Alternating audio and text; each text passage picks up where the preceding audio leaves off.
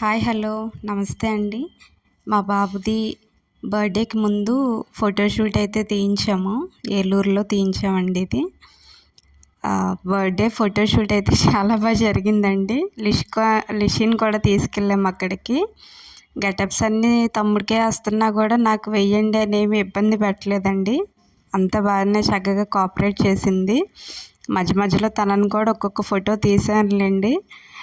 అయితే ఒక ఫోటో వచ్చేసరికి నిద్రపోయాడండి బాబు. నిద్రపోయేసరికి ఇక ఈ ఈ ఫోటోలోనేనండి.